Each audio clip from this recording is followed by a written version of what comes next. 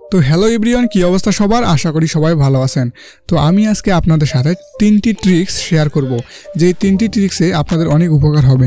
তো বেশি দেরি না করে চলুন আমরা ভিডিওটি শুরু করি। তো প্রথমটি হচ্ছে, আপনারা যদি উইন্ডোজ ভি চাপেন একসঙ্গে, তাহলে আপনাদের একটি ক্লিপবোর্ড আসবে। আপনারা দেখতে পাচ্ছেন এখানে একটা ক্লিপবোর্ড চলে আসলো। আপনারা যদি এই ক্লিপবোর্ড অপশনটি অন করে না রাখেন, তাহলে এটি আপনাদের আসবে না। এখানে পারমিশন চাবে, তো পারমিশনটা আপনারা অন করে দিবেন।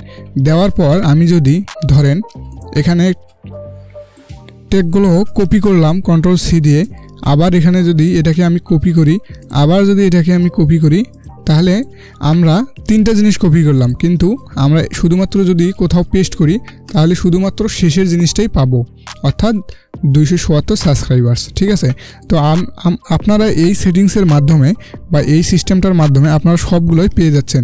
আমরা যদি উইন্ডোজ ভিতে প্রেস করি, তাহলে আপনারা দেখতে পাচ্ছেন এখানে 274 সাবস্ক্রাইবার @টেকগুলো এবং টেকগুলো। ঠিক আছে, তো আপনারা এটি আপনাদের ডিফল্টভাবে কম্পিউটারে পেয়ে যাচ্ছেন।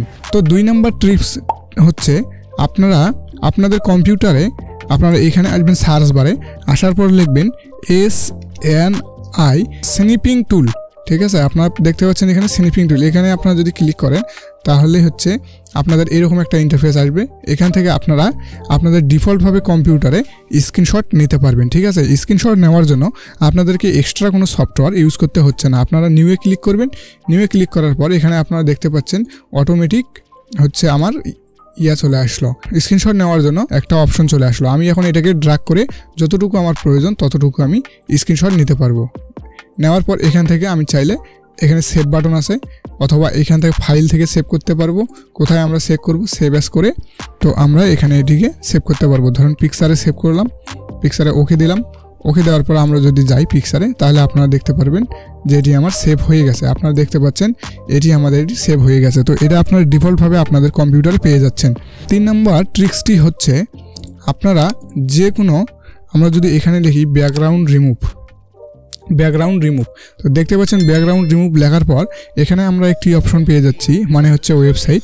এখানে যদি আপনারা ক্লিক করেন, তো এখানে চাইলে আপনারা ফটো ড্র্যাগ করে আপলোড করে ব্যাকগ্রাউন্ড রিমুভ করতে পারবেন ইজিলি, যে কোনো ফটো। আর আপনারা চাইলে এখান থেকে যদি গুগল থেকে বা ওয়েবসাইট থেকে কোনো পিকচার আপনারা ডিরেক্টভাবে ব্যাকগ্রাউন্ড রিমুভ করতে চান, তাহলে এখানে দেখতে পাচ্ছেন পেস্ট ইমেজ অর URL। ঠিক আছে, এখানে যদি আমরা লিঙ্কটা দিয়ে দিই তাহলে হচ্ছে ব্যাকগ্রাউন্ডটা রিমুভ হয়ে যাবে। তো সিম্পলভাবে আমরা যদি এখানে একটা ইমেজ আপলোড করি, ধরুন আমরা ধরুন এই ইমেজটা আপলোড করে দেব। তো এই ইমেজটাকে আমি টেনে নিয়ে এসে জাস্ট এখানে ছেড়ে দিলাম। তো আপনারা দেখতেই পাচ্ছেন অটোমেটিকভাবে এটার ব্যাকগ্রাউন্ডটা রিমুভ হয়ে যাবে। ঠিক আছে, তো দেখতেই পাচ্ছেন আপনারা ব্যাকগ্রাউন্ডটা রিমুভ হয়ে গেছে একদম খুবই সুন্দরভাবে। তো আমি যদি আরেকটু আপনাদেরকে URL দিয়ে দেখাই দিই, তাহলে গুগলে আসলাম, আমরা একটা যে কোনো গার্ল ইমেজ দেখে সার্চ দেব।